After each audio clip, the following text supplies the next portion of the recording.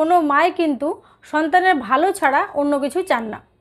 কিন্তু অনেক মাই অনেক সময় নিজের উপর অত্যন্ত রূঢ় হয়ে ওঠেন, কারণ মায়ের মনের মধ্যে বিভিন্ন অপরাধবোধ কাজ করে।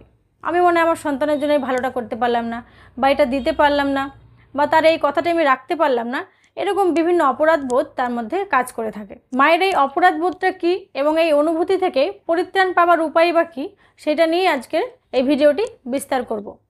প্রথমে বলি যে মায়ের মধ্যে অপরাধবোধ এই কথাটির কারণ কী বা এটা জিনিসটা কী। যখন একজন মা সন্দেহ, উদ্বিগ্ন, অনিশ্চয়তা এরকম বিভিন্ন বিষয়ের মধ্যে দিয়ে যায়, তখন সে নিজেকেই সবসময় দোষী ভাবে যে আমার সন্তানের শ্রেষ্ঠটুকু হয়তো আমি দিতে পারলাম না, কর্তব্যগুলি হয়তো আমি সম্পূর্ণভাবে সম্পাদন করতে পারছি না। এই যে গিল্টি ফিল, এটাই হচ্ছে মায়ের মধ্যে অপরাধ বোধ বলে কিন্তু সাইকোলজি এখানটা নির্দিষ্ট করছে যে এটি হচ্ছে মায়ের মধ্যে অপরাধ বোধ। এবার বলি যে এই কয়েকটি অপরাধ বোধের উল্লেখ করব এবং তার থেকে পরিত্রাণ পাওয়ার উপায়। যে অপরাধ বোধগুলি প্রায় মায়ের মধ্যেই কাজ করে থাকে। প্রথম যে অপরাধবোধ মায়ের মধ্যে কাজ করে সেটি হলো আপনি আপনার সন্তানকে কোনো মশলাদার বা জাঙ্ক খাবার দিয়েছেন, সেই জাঙ্ক ফুড দিয়ে তার মধ্যে যে অপরাধবোধটি কাজ করে। দেখুন, মা হচ্ছে সারাদিন সন্তানের জন্য সমস্ত কিছু করবে, তার সঙ্গে তার পরিবারেরও বিভিন্ন কাজকর্ম আছে। এবার মায়ের মধ্যে বিভিন্ন মানসিক ওঠাপড়া বা কাজের সামর্থ্য বা শারীরিক দিক দিয়ে মা হয়তো সেই সময় রান্নাটা করতে পারেনি, তাই জন্য বাচ্চার জন্য কোনো মশলাদার বা জাঙ্ক ফুড বা বাড়িতে থাকা কোনো খাবার সেই সময় তার বাচ্চাকে অফার করেছে এবং বাচ্চা সেটা বেশ চেটেপুটে খেয়েছে। মায়ের সেই সময় তো শান্তি হলো, কিন্তু পরক্ষণে মায়ের মধ্যে একটা অপরাধবোধ কাজ করতে থাকলো যে আমি বাচ্চাকে পুষ্টিগত খাবার দিলাম না, আমি বাচ্চাকে একটু জাঙ্ক ফুড খাইয়ে দিলাম। এটির সাথে মোকাবিলা করার উপায় এবার বলি। আপনার মনের মধ্যে যদি এরকম কোনো দ্বিধাবোধ কাজ করে যে আপনি আপনার বাচ্চাকে পুষ্টিগত খাবার দিলেন না বা পুষ্টিকর খাবার না দিয়ে একটু মশলাদার জাঙ্ক ফুড দিয়ে দিলেন, সেইখানে আপনি পুরোপুরি মনকে বোঝান যে এরকম ঘটনা কিন্তু প্রতিটি মায়ের সঙ্গেই, প্রতিটি সন্তানের সঙ্গেই ঘটে। এমন নয় যে আপনি বারবারই জাঙ্ক ফুড খাওয়াচ্ছেন, মশলাদার খাবার খাওয়াচ্ছেন, তার জন্য অন্য রান্না করছেন না, এমন নয়। আপনি কখনো অসহায় হয়ে খাবারটা একবার অফার করেছেন, তাই জন্য আপনি মনের মধ্যে এরকম কোনো দ্বিধাবোধ রাখবেন না। আর যদি বারবারই আপনার মনের মধ্যে এই দ্বিধাবোধ কাজ করতে থাকে, তাহলে আপনি যখন মশলাদার বা জাঙ্ক ফুডটি খাওয়ালেন, তার পরবর্তী যে খাবারটা দিচ্ছেন সেইখানে তাকে পুষ্টিকর খাবারটি দিন, তাহলে ব্যালেন্স হয়ে গেল। আর বাচ্চা বড় হলে তো এরকম খাবার একটু খাবেই, তাই টুকটাক এরকম খাবার কিন্তু আপনি পরিচিত করাতেই পারেন, যেটি নিয়মিত যেন না হয়। দ্বিতীয়ত হচ্ছে ডে কেয়ারে বা শিশুর পরিচর্যালয়ে সারাদিন শিশুকে রেখে মায়ের কাজে বেরিয়ে যাওয়া। বর্তমান সমাজে এই রকম মা প্রচুর দেখতে পাওয়া যায় যে মা এবং বাবা উভয়ই কাজ করেন, বাবার মধ্যে এতটা গিল্টি ফিল বা অপরাধবোধ কাজ করে না যতটা মায়ের মধ্যে করে। মা সবসময় ভাবতে থাকেন যে অন্যের সন্তানরা তার মায়ের কাছে বড় হচ্ছে, আর আমি কেমন মা যে তাকে ডে কেয়ারে দিয়ে দিলাম বা পরিচর্যালয়ে ছেড়ে আমি সারাদিন অফিস করছি, গল্প করছি, ঘুরছি, খাচ্ছি, ফিরছি। এরকম মায়ের মধ্যে যে অপরাধবোধটি কাজ করে তারও কিন্তু পরিত্রাণের উপায় আছে। কর্মরত মায়েদের মধ্যে এইরকম যে অপরাধবোধ, এর থেকে মুক্তি পাওয়ার একটি উপায়, যখন আপনার বাচ্চাটিকে আপনি ডে কেয়ারে বা পরিচর্যালয়ে রেখে আসছেন, তখন মাথার মধ্যে এইরকম একটা শান্তিপূর্ণ জিনিস আপনি অনুভব করুন যে যে বয়সের বাচ্চা সেই বয়সের আরও 5টা বা 10টা বাচ্চা সেখানে আছে, যার জন্য একই বয়সের বাচ্চারা যদি থাকে তাদের দেখে অনুকরণ করা, অনেক কিছু শেখা, খেলা, মজা করা, সময় কাটানোর এইটা যে সুযোগ সেটা আপনি সন্তান পাচ্ছে এবং আপনি সঠিকভাবে তার জন্য একটি ডে কেয়ার নিশ্চিত করেছেন, যাতে তাকে লক্ষ্য করার জন্যই কেউ সেখানে থাকবে। অর্থাৎ আপনার মতো মমতায় ভালোবাসায় ভরিয়ে দিতে না পারলেও তার যে সঠিক খেয়াল সেইটা কিন্তু সে রাখতে পারবে, তার জন্য আপনি তাকে ডে কেয়ারে দিয়েছেন। এবং ডে কেয়ারে যারা কাজ করেন তাদেরও কিন্তু মায়ের মমতা অনেকটাই মায়ের কাছাকাছি। মা না হয়ে উঠলেও তারা কিন্তু মা হয়ে ওঠার চেষ্টা করে এবং আপনার মতোই বাচ্চাকে চারিদিক থেকে খেয়াল রেখে তাকে সেই সময়টা খুব সেন্সিটিভলি রাখে। আপনি আপনার বাচ্চার প্রতি কখনো হয়তো একটু উপেক্ষা করতে পারেন যে ক্ষতি হয়ে গেলে আপনার সেই ভয়টা আসবে না, কিন্তু তাদের কিন্তু ভেতরে সেই ভয়টা রয়েছে। তাই আপনি মাথায় রাখুন যে আপনি সঠিক একটি ডে কেয়ার নিশ্চিত করেছেন এবং সেইখানে আপনার বাচ্চাকে রেখেছেন। ভবিষ্যতে আপনার বাচ্চার ভবিষ্যৎ উজ্জ্বল করার জন্য আপনি কর্ম করতে গেছেন, মস্তি করতে কিন্তু নয়। তৃতীয়ত, আমরা সমস্ত মায়েরাই কখনো কখনো আমিও করে ফেলি যে সন্তানের ওপরে চিৎকার করে ফেলা। তার পরক্ষণেই কিন্তু একটা অপরাধবোধ কাজ করে, আমার সন্তানটাকে বকলাম। যখন সে ঘুমিয়ে থাকে তখন কিন্তু খুব মনের মধ্যে একটা অপরাধবোধ কাজ করে যে আমি তাকে আজ খুব বকেছি, চিৎকার করেছি। আর এই চিৎকার করা, বকার পর যদি সে একটু অসুস্থ হয়, তাহলে তো মায়ের মনের অবস্থার মা না হলে বোঝার উপায় নেই যে কতটা দ্বিধাবোধ কাজ করে, অপরাধবোধ কাজ করে। চলুন এবার বলি এর থেকে পরিত্রাণের উপায়। আপনি শিশুর ওপর কেন চিৎকার করছেন বা কেন চিৎকার করতে পারেন, সেই যে মূল কারণ, সেই মূল কারণটাকে আপনি আগে উদ্ঘাটন করার চেষ্টা করুন। যখন আপনি রেগে যাচ্ছেন মনে হচ্ছে, তখন সন্তানের সামনে থেকে একটু সরে যান।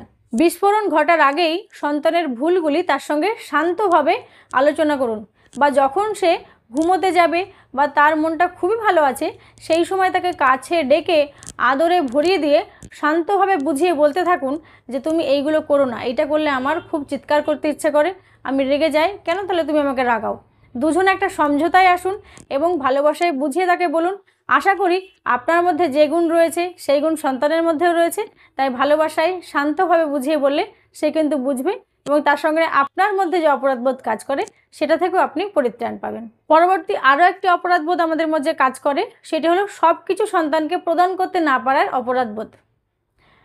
কোনো একটি বাচ্চার কাছে যে জিনিসটি রয়েছে সেটা আমার বাচ্চার কাছে নেই, এই যে মায়ের মধ্যে একটা অপরাধবোধ কাজ করে যে আমি তাহলে তো আমার শ্রেষ্ঠটুকু বা আমার সন্তানের এটা প্রয়োজন ছিল, আমি তো দিতে পারিনি।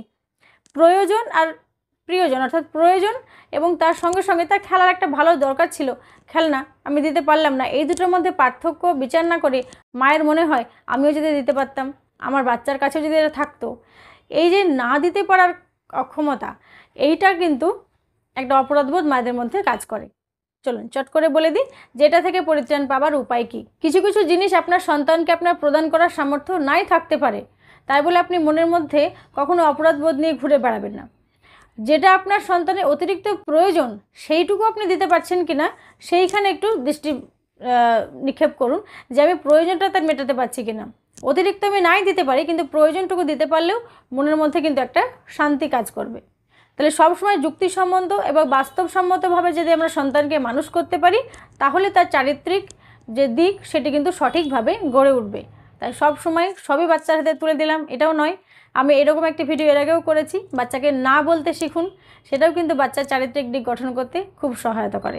তাই চ্যানেলটি ঘুরে এলে সেই রকম একটি মানসিক সাপোর্টও কিন্তু আপনি পাবেন। এরপরে বর্তমান সময়ে আরও একটি বিষয় যে নিজের জন্য স্ক্রিন টাইম বা ফ্রি টাইম রাখা। আপনি হয়তো কখনো রান্না করছেন বা নিজের জন্য কখনো ফ্রি টাইম রাখার জন্য বাচ্চাকে টিভির সামনে বা মোবাইলের সামনে রেখে দিয়েছেন, দিয়ে আপনি একটু ফ্রি টাইম উপভোগ করছেন, কিন্তু তার সঙ্গে মনের মধ্যে একটা অপরাধবোধ কাজ করছে যে আমি সন্তানকে স্ক্রিনের সামনে বসিয়ে দিয়েছি। দেখুন, অন্যের কাছ থেকে স্ক্রিন টাইম পাওয়ার থেকে আপনি যদি তাকে দিয়ে দেন তাহলে সেটা কিন্তু অনেকটাই ভালো হয়। তবে টিভি বা মোবাইলে দেওয়ার আগে আপনাকে একটা রুচিকর জিনিস তাকে সেখানে সেট করে দিতে হবে। যদি টিভি হয় কোনো রুচিকর অনুষ্ঠান, যদি মোবাইল হয় ইউটিউবে কোনো রুচিকর ইউটিউব বা আপনি ডাউনলোড করে রাখছেন এরকম রুচিকর জিনিস যদি তাকে দেওয়া যায়, সেখান থেকেও সে কিন্তু সুন্দর জিনিস শিখতে পারে।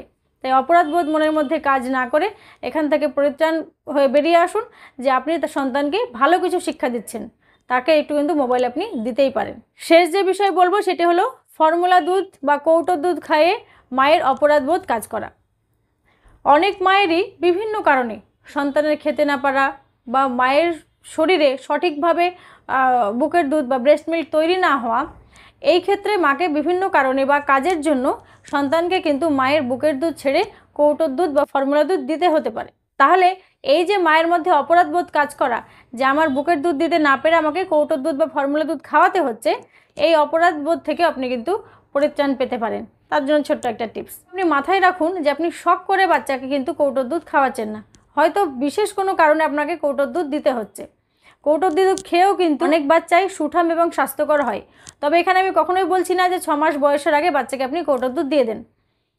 অবশ্যই মায়ের দুধ সর্বোত্তম খাবার, কিন্তু যদি উপায় না থাকে, নিরুপায় হয়ে আপনাকে কৌটোর দুধ খাওয়াতে হয়, তাহলে কিন্তু ডাক্তারবাবুর পরামর্শ মতো অবশ্যই খাওয়াতে পারেন। এটাতে আপনার মনের মধ্যে কোনো অপরাধবোধ রাখার কোনো প্রয়োজন নেই। এইরকম অনুভূতিগুলোকে সরিয়ে রেখে আপনি কি করবেন, অবশ্যই ডাক্তারবাবুর পরামর্শ মতো কৌটোর দুধ বা ফর্মুলা মিল্ক আপনি খাওয়াতে পারেন। দেখুন, মাতৃত্ব একটি অত্যন্ত অনুভূতিকর আনন্দের জিনিস। একটা মা হয়ে ওঠা একটি মহিলার কাছে সব থেকে উপভোগ্য জিনিস। তাই মাতৃত্ব উপভোগ করুন, সুন্দর থাকুন, মনের মধ্যে কোনো অপরাধবোধ রাখবেন না এবং মাতৃত্বটাকে সবসময় উপভোগ করবেন। ভালো থাকবেন, পুচকিটার সঙ্গে সঙ্গে নিজেরও খেয়াল রাখবেন। আবার দেখা হবে অন্য কোনো ভিডিওর মাধ্যমে। ধন্যবাদ।